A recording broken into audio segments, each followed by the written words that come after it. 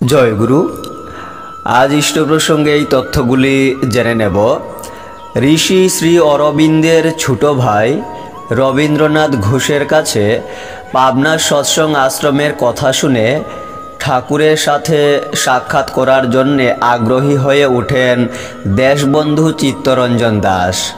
অবশেষে 1924 সালে কলকাতার মানিকতলায় এক সন্ধ্যায় তিনি ঠাকুর দর্শনে আসেন।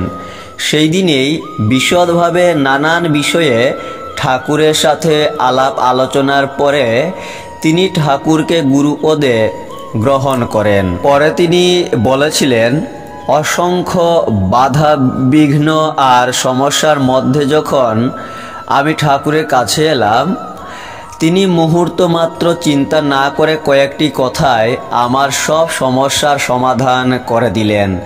তাঁর শিশুসুলভ সারল্য আমাকে মুগ্ধ করেছিল।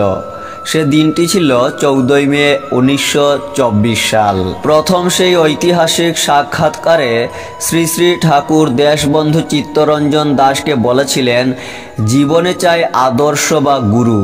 যেমন অর্জুনের গুরু ছিলেন শ্রীকৃষ্ণ, শিবাজির রামদাস স্বামী আর চন্দ্রগুপ্তের চাণক্য।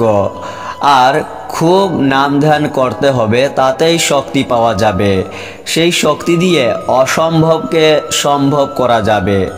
তারপর 1925 সালের মে মাসে পাবনা সৎসঙ্গ আশ্রমে এসে কয়েকদিন ঠাকুর সকাশে অতিবাহিত করেন দেশবন্ধু। ঠাকুরের ভাবধারা অনুযায়ী এরপর যখন তিনি দেশ সেবার নতুন পরিকল্পনায় ব্রতী হচ্ছিলেন, নিয়তির নিঠুর পরিহাসে সে বছরই দার্জিলিংয়ে ইহলোক ত্যাগ করেন দেশবন্ধু। 16 জুন 1925 শোক সাগরে মুহ্যমান হয়ে পড়েন শ্রী শ্রী ঠাকুর। কত কিছু ভেবেছিলেন তিনি দেশবন্ধুকে নিয়ে। কথা প্রসঙ্গে শ্রী শ্রী ঠাকুর দেশবন্ধুকে উদ্দেশ্য করে বারবার বলতেন, আমার কথা বলার জন্যে আমি একটাই মুখ পেয়েছিলাম। জয় গুরু।